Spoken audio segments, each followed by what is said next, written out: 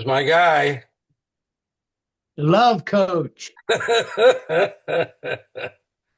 Oh man, this is great. Okay, you're happy? I'm very happy. It just made me very happy. Well, the love coach has struck again.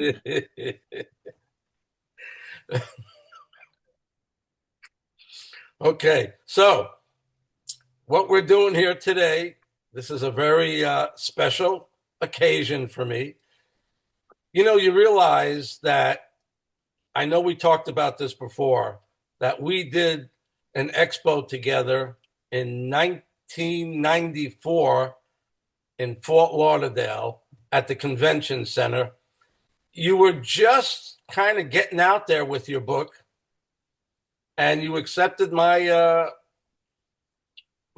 invitation.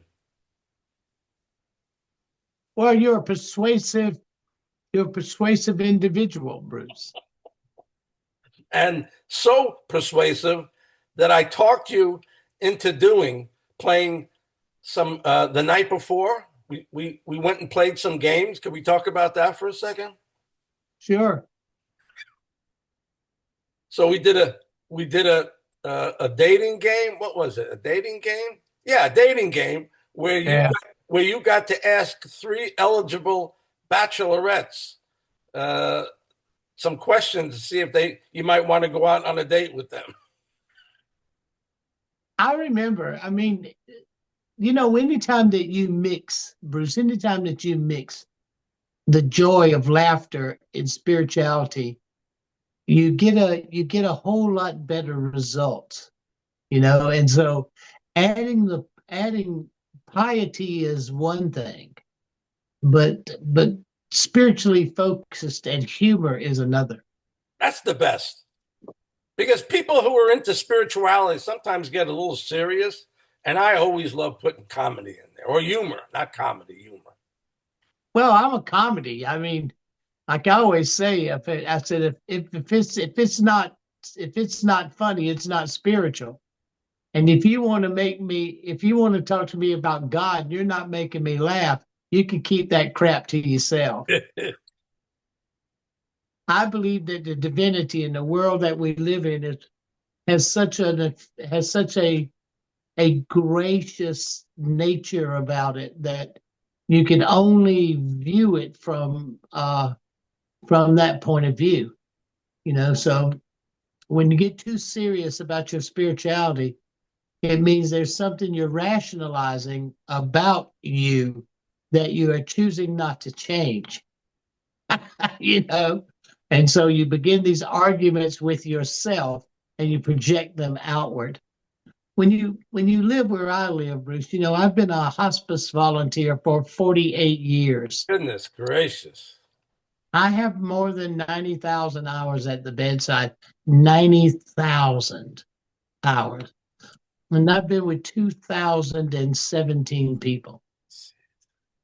So when you've been dead as many times as I've been dead, and you've been with thousands of people watching the whole medical establishment, how all the structure operates, what it does, what people go through, and knowing what's next, then I get a pretty good level place about how to look at the world that we're living in, especially we who are baby boomers. So what I try to bring to the program and put in is concrete, solid viewpoints. That if you have that viewpoint looking at a situation that's going on around you, something happened to someone you care about, or, we're at the age, you and I, we're at that place where we're leaving. You only can be here X amount of years, and for the average is 76.4. So anybody that's in that range, it doesn't really matter what you think.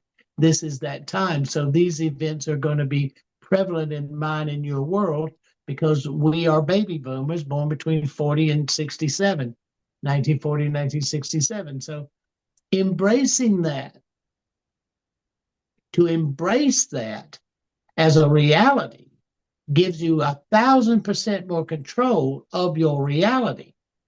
So no matter what, good, bad, and indifferent, everyone should structure a way to embrace it. Okay, mine is the near-death experience, That's what I use to embrace it. Why? Because I am a recipient of being dead, and I look at it from those points of view. And I categorically know without any question that nobody ever dies. It just will never happen. Okay. And once you have that as a foundation from these experiences, then you have a whole nother way to look at things. And to not look at them from that, based on how many of them that are occurring, is a mistake in your own qualified viewpoint of your own health care. You changed my life, Danny, in 1994 when you came down to that expo, and I wasn't going to miss your presentation. And you changed my life. And Mm. the simple thing of that you said we have nothing to fear, and that when you said that life goes on, it's one thing to think that, it's another thing to hope that. But when here's somebody like you who you how does someone die 27 minutes? How's that even possible? Well, I mean, I wasn't there. You know, those are stories told to me, Bruce. I wasn't present for any of that. That's a collection of stories told to me. Okay, so I have this is 50 years, Bruce. Do you realize that September in 1975, last Wednesday would be exact, I was struck by lightning. And Wow. I was sitting on the porch reminiscing, looking back over the 50 years and realized that what is the cultural heritage of the near death experience. And so I started shifting my programs and the things that I want to talk to people about what's that cultural heritage. What after the golden anniversary of something coming into now, it is mainstream. The near death experience is mainstream. I contributed immensely to driving that narrative into the front of the whole world. Absolutely. I drove it because I thought about all those people out there, Bruce, that have something like this happen to them and have no freaking where to go, nowhere to go. And you have a chance. And about 25% of every near death experience you hear now is not true. Whoa. Wow. It's not true. It's become such a mainstream structure, Bruce, that when you watch, everybody's had one of these things, has a certain sound to them. They have a certain nature to them, regardless. I can spot it instantly. Okay. And you can watch this, you can watch it because of the nature of the near death experience, what Raymond created as a term. And I spent 20 years with Raymond, 20 years. And so when you look at where that term is and how that term can be applied to looking at your everyday reality and the prevalence of it as in commonality because of cardiopulmonary resuscitation and advancements in nanochemistry, then it's going to happen more and more often. So a person could use that to blend their story or whatever they're selling into the term, I had a near death experience. Okay. I've seen people out of body experiences who use the term, and I'm not really going to go after those kind of people. I just need people to pay attention that if you're listening to someone telling you a near death experience story, you listen most to the fact of their panoramic life review. Always remember, everybody, don't be deceived. There's no use in being deceived as you explore the depths of your spiritual understanding because you are a spiritual being. Don't even think that you're anything else other than that.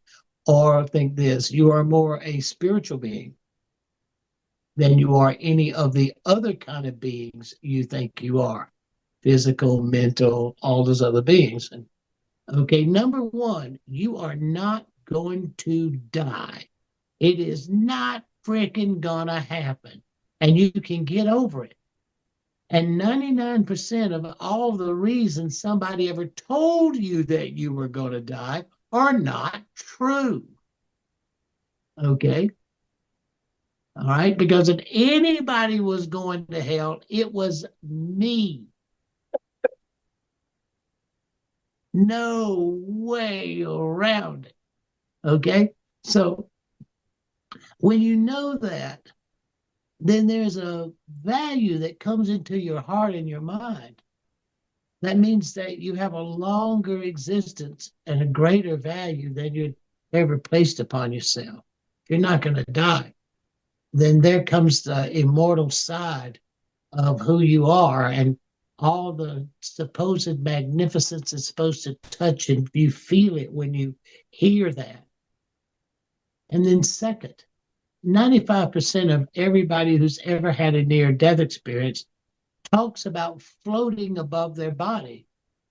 I saw myself lying on the bed. I saw myself on the car in the wreck. I saw this. Well, the question that no one's ever really asked is, who is the observer? Think about it, Bruce. You're seeing your body. That means you got to be a solid liquid or a gas. A Ah, lot of people are the gas part without any question. I know that. So you got to be one of those things. You got to be a solid liquid or a gas. wow. Okay, so you got to. So who is the observer watching that body? And you are not that body.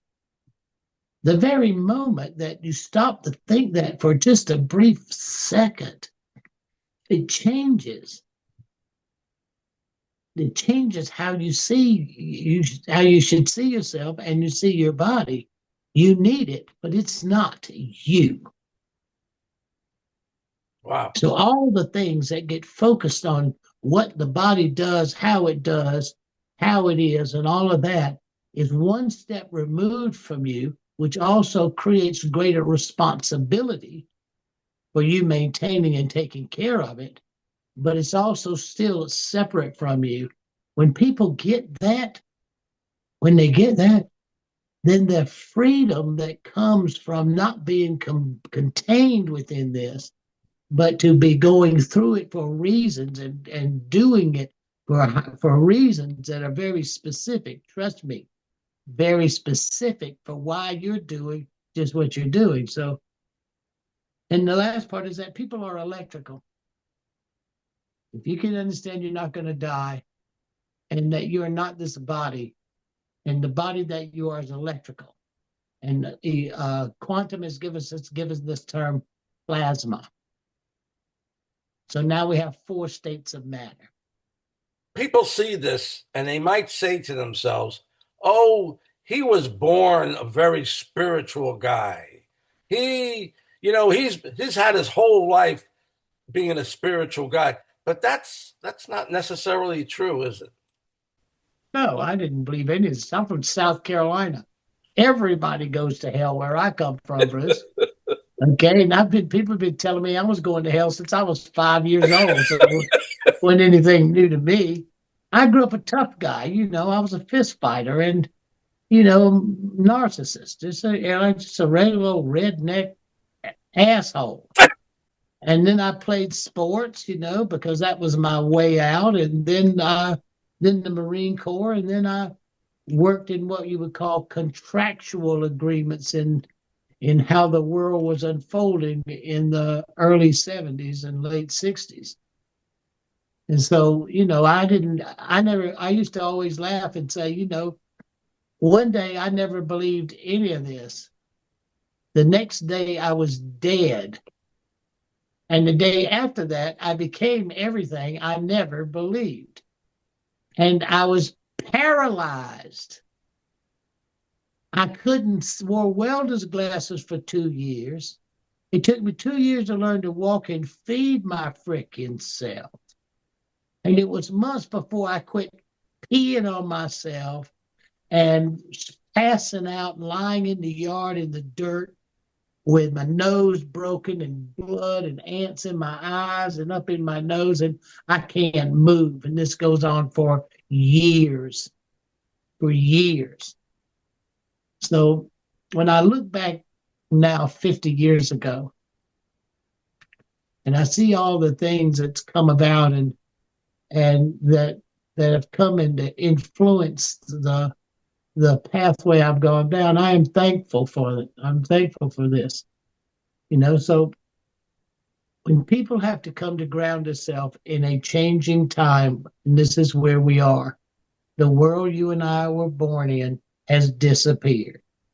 It is not there.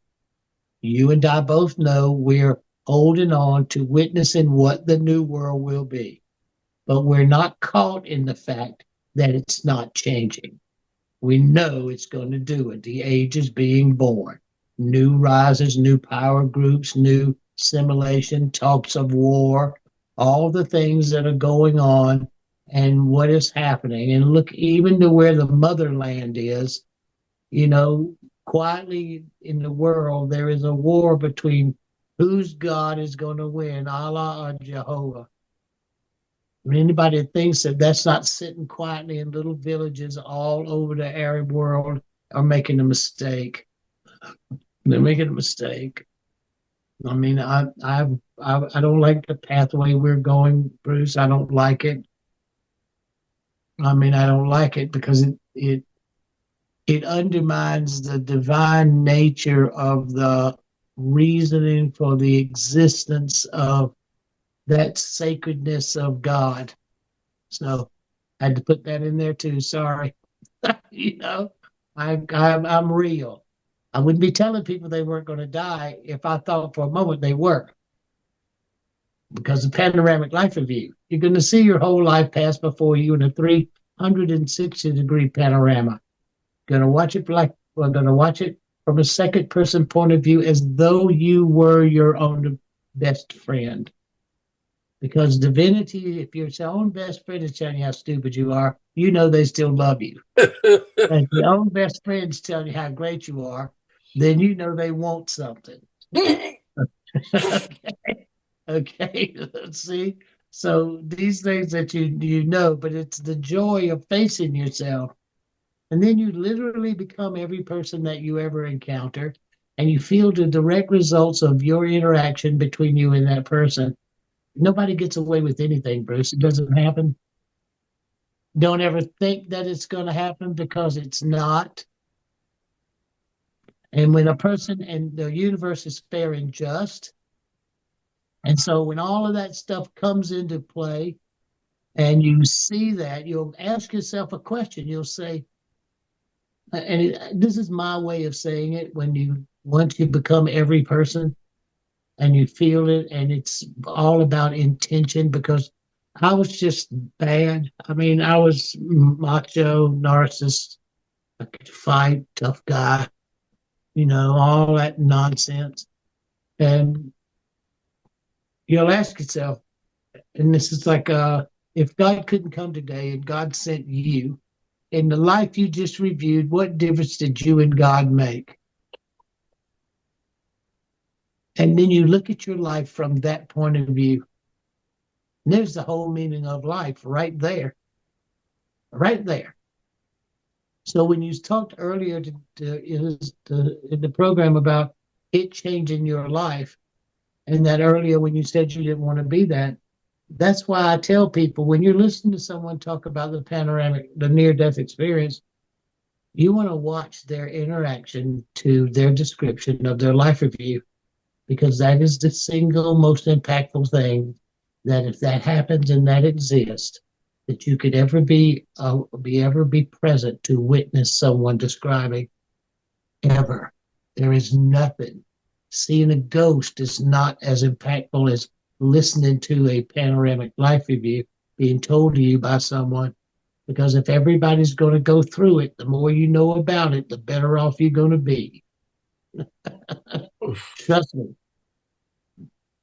So you've gone through so many miracles, but one of the other miracles, after you picked yourself up off the ground, and after You learn to be able to go to the bathroom yourself. Then there was another miracle that you took on to help the world and to reach Dr. Moody. I mean, that had to be a miracle. Can you tell us a little bit about that? Well, Raymond was I was struck by, he published his book Life After Life in July 1975. I was struck by lightning in September 1975. We lived 12 miles apart. Oh, wow. I lived in Aiken, South Carolina, and Raymond lived in Augusta, Georgia, and he was going to the medical college. And so they had an article in the newspaper about me. Raymond had seen that. And then he had a program at the University of South Carolina, and I could walk then. I had two crutches and I could walk. So I went to it. I had friends and we went to it. And Raymond was a lifesaver because by then we're into late 76. Late 76, because the book didn't just take off and become a big bestseller and all of that. It was just another little privately published book. And he asked the right questions, Bruce. By then I had thought this thing through over and over again and realizing that it wasn't a hallucination and this is really happening. And I was traveling through these dimensions. I mean, I would be sitting in the chair and how I would get control is I would use my foot to rock. I'd get in a rocking chair and I would rock.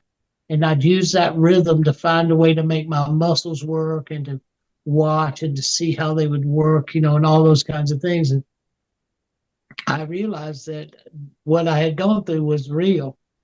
My family wanted me to go back to being the jerk that I was because the nature of what was changing was so dramatic to them. Yeah. It was just so dramatic that they would rather have the old person back and accept the ways that people see reality than have the new person with this perspective that I have about our spiritual identity. I don't blame them. I mean, and when Raymond came, it was, it was the perfect, he asked the right questions. And so we struck up a friendship. I mean, we struck up a friendship and we pushed this out here because there were people who were having this that had nowhere to turn. You tell your doctor, he tells you to tell your priest, minister, rabbi, okay? You tell them, they tell you that they need to talk to your doctor about it. And then they both give you a psychologist or a psychiatrist business card.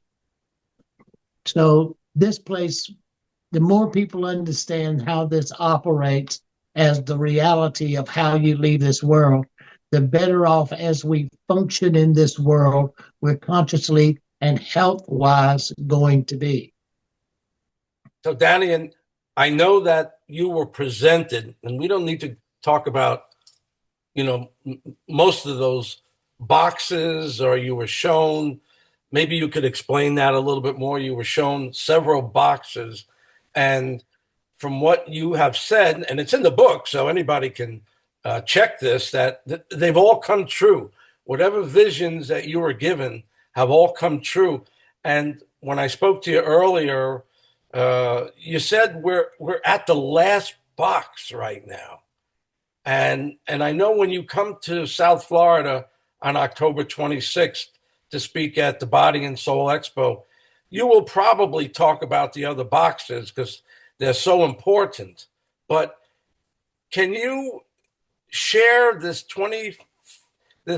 last box, just a little bit about it, so that we can know before you come here, know that what we're kind of up against? Well, we're up against looking at reality. Okay, the world would come to where it is right now. The world would be exactly where it was. I went when I went through the first near-death experience, Bruce. I went before these beings. After I had the life review, I traveled to this place. I just called it a crystal city because I have no other way to describe it.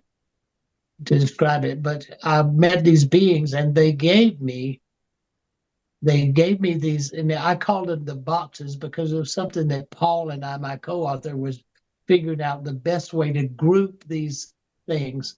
I wrote this down in 1977. Wow.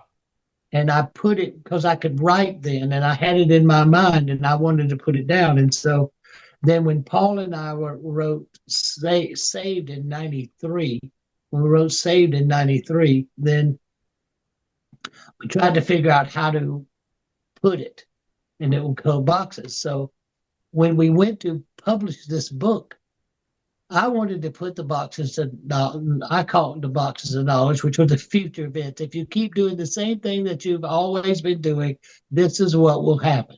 It was like after Vietnam. Well, we've kept doing the same thing that we've always done, and everything's still happening. So we're the same. We're not changing. We're not elevating. We're holding on to a world that's gone. We owe $37 trillion. So whoever it is that's managing our world for us as a country has completely failed us, and we have failed ourselves by allowing this to happen. We're talking about war today in multiple countries in the Holy Land, and we don't have a federal budget. Okay, that means that where we are is insanity. We are living in insanity. So how do you manage in living in insanity? You get a good grounding position on who you are. So when you look at it, you're not faltered, controlled, or manipulated by your ability to observe what you see. But a near-death experience does that for everybody. So when I told them, HarperCollins did not want to put the prophecies or the boxes of knowledge in, and I said, well, it wasn't me. It's not me. It's just what I saw. Okay. And if it comes true, it means there's a life after death. Okay, that's all it meant to me. It didn't mean I was Nostradamus. It didn't mean I was the seer or the freaking prophet. You know? I mean, I used to laugh about that, Bruce. You know me. You know I don't care. It's all crazy to me. And so when it came, I said, or I had a massive illusion, and I owe people an apology. And so it'll be one of those two. Okay. And so they fought back and forth. They took a couple of them out. They were too strong, fully worded. But nonetheless, it's all come true. We haven't changed. And we're moving ourselves into a place of cultural revolt. It's cultures, cultural diversity, creating cultural wars among classes of people. So that's where we're going. So what I want to do is, okay, if that's where everybody's going, then how do we help people negotiate it? How do we negotiate it? If this is where we are, we're there. It's in the news every day. You know, it's in the news every day. You know, you watch Turkey now. You watch to see what Turkey does and what Erdogan talks about and what he connects himself to and how he sees what he's doing, you know, and then you see the next part of the puzzle.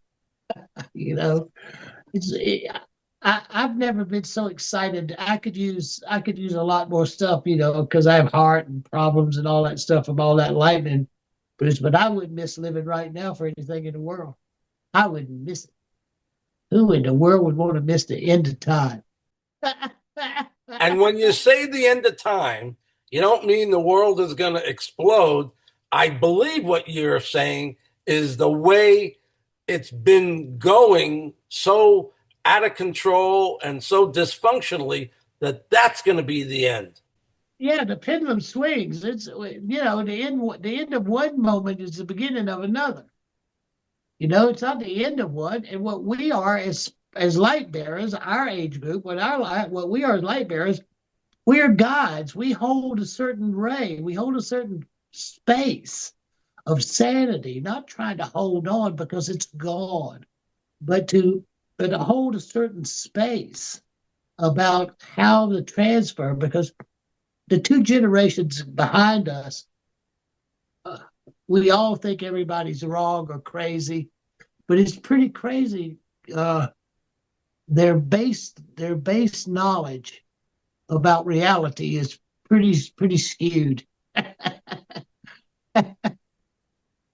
You think of a 19-year-old right now, but I guess they said that about. I know they said it about you, Bruce. Well, the way I look at it is when Elvis came along, the people before that thought the world was coming to an end. And, even earlier than that, people had a lot more kindness for other people. They dressed better. They dressed more formally. You could see pictures from the 20s and the 30s. They had the top hats on and the suits and the jackets, and that's the way they lived. And then when they saw how younger people were living, or when Elvis came along, that was a shock. So I know how that works. Yeah. Everybody thinks the generation that's coming up now is crazy, and of course, in many ways it is. And like you said, everything changes, but is it changing for the better? Well, that's our job. Okay, that's our job to guarantee and to support it changing for the better. I mean, this is our job. This is what we do. We if you want to look at who's responsible for the world being completely insane, it's me and you. It's us baby boomers right here in our age group, right here. We are responsible. And it was our parents trying to create the perfect world for us that created the world we are now in control of. There's no way around any of that. Taking responsibility for it. Okay, well, what do you have to do? You have to look at your beingness. And your greatest beingness is your energetic self, your quantum self, your electrical self, because that's how you improve your health. That's how you improve your efficiency in your body. That's how you improve your well-being. And that's how you improve at making definitive decisions and moving forward in your life. It's electrical. Everything transfers itself electrically in the body like it does in any other mechanism or machine, computer we use today. When you can think that, and you add that to the salad dressing, or you add that to how you cook it, or you add that to when you decide to eat it, then the energetics and the awareness, Bruce, of that system allows your consciousness to raise to achieve awareness. That sounds like yoga talking there, but nonetheless, I went through all of these processes being struck by lightning twice. I have seen how this stuff does it because of lightning. Okay. And so I can study it and look at it from how it operates and try to bring it down to a practical way that people can use it in their life based on their health, making them healthier, keeping them. It's not the longevity that we're after, it's the quality of life that we're after. And my way of helping this world right now is to bring you down here to South Florida and to have you speak in front of as many people as possible. That's the way I look at it. That's the Well, way you I have a can good, but bring. you have a good team. I mean, you have a good group. It's diversified. It gives people ways to go. I mean, Eric is wonderful because that's energetic healing, and that is electrical transfer. Okay. Then there's Mel, and I always laugh. I tell everybody Mel's a hippie that thinks he's an Indian. But when you look at the traditions, and the native nations call them red hearts, and he has Cherokee blood, but they call them red hearts. He honorably, without any question, lives up to the peace chief. He helps to settle and negotiate arguments among tribal elders and all the madness that goes with that stuff. And it's madness. Okay. But he does a good job. And then there's Trisha. And Trisha carries a lot of history and a lot of secret societies and how they blend together and how you can look at how she's presenting it and look at the overviews of the hierarchies that we're witnessing now. So when you can take that and you blend it all together, I think the Body and Soul Expo should not be missed for people really trying to ground themselves in their own personal reality, but also tools to move forward. And Lauren and I are so committed to this community, and I think people know it.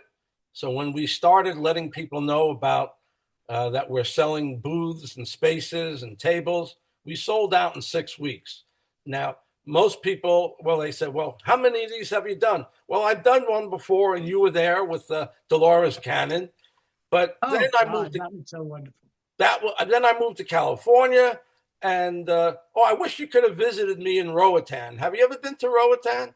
Sure. I did your shows down there. We did 10 shows out of there.